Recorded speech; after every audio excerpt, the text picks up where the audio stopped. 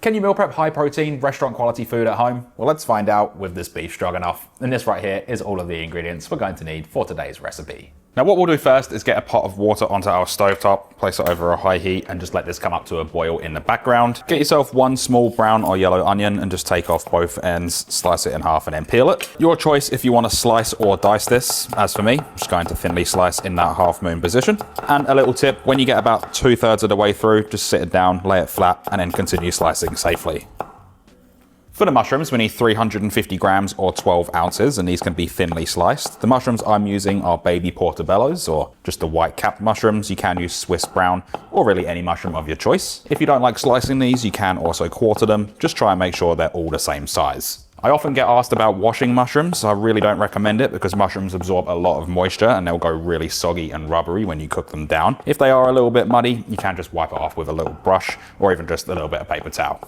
Use the side of your knife to push down and crush 4 cloves of garlic. This just breaks them up and activates the allicin compound. And then just go through and roughly chop. You can also grate these if you prefer, but for this recipe I'm going with the roughly chop method. That way we can get a really nice nutty flavor on the garlic.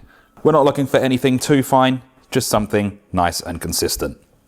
An optional ingredient, which is going to be used more as a garnish, is a little bit of flat leaf parsley. No exact weight, just a small handful. All we need to do is go through and roughly chop it. Just make sure that there's no large leaves or stems. You can also add a little bit of this through the sauce at the very end as well for a little bit of color and freshness. All we're looking for is something along those lines.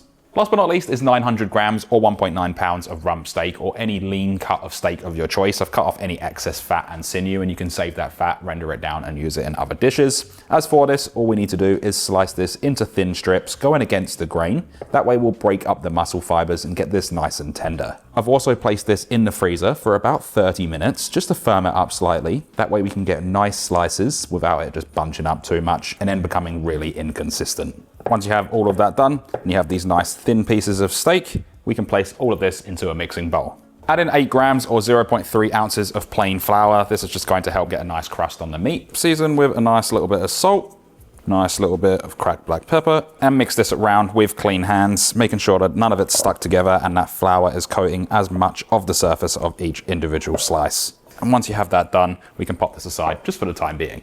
With the pasta water at a boil, just generously season it with a little bit of salt and add in 350 grams or 12 ounces of any pasta of your choice. I'm using a penne, and then cook these for about 2 minutes less than the packet instructions. Quickly coming back to the pasta, this has been cooking for 2 minutes less than the packet instructions and it's nice and al dente. What we'll do, turn it off the heat, remove it from the stovetop, and then just pour it through a colander to drain and just let this sit on the side until we're ready to serve. Now what we're going to do is place a large pan over a medium-high heat. Heat 1 tablespoon of olive oil and make sure it's hot before the beef goes in. Cook the beef in batches, 1 or 2 minutes per side. Don't crowd the pan or it will steam instead of searing. And what we want is that nice golden color. Once each batch is brown, take it out and set it aside, and then just keep going until all of the beef is done. And leave behind all of that flavor that's left in the pan, because that's going to flavor the rest of our sauce. Into the same pan, add 1 tablespoon or 14 grams of unsalted butter, straight in with the sliced onions and mushrooms. Cook these down for about 6 to 8 minutes until they're soft and golden, and this is where the stroganoff gets its depth. And don't forget to season with a touch of salt as well as cracked black pepper. Now add in the garlic and 1.5 teaspoons or 6 grams of sweet paprika. All we need to do is mix this around for about 30 seconds. We don't want to overcook it because the paprika can burn quite easily. Deglaze with 1 cup or 250 milliliters of beef stock. You can also use vegetable or chicken stock, but beef is the best option for this recipe. Scrape the bottom of the pan to pull up all of the flavor and let it simmer for about 5 minutes to reduce. Turn the heat down, stir in 2 teaspoons or 10 milliliters of Worcestershire sauce, 1 teaspoon or 10 grams of Dijon mustard, and half a cup or 125 grams of light sour cream. We can also add the beef back in along with any of its resting juices, and then just toss everything together until it's coated, and finish with the chopped parsley if you've decided to use it, as well as just making sure that the seasoning's correct, adjusting to your liking. Once you're happy with that, this can then be removed from the stovetop.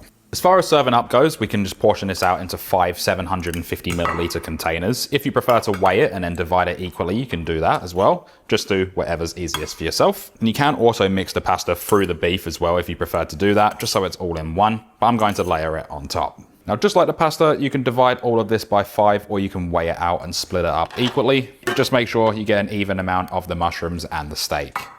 Any sauce left in the pan as well, just evenly divide it by the 5 containers. Add over a touch of cracked black pepper.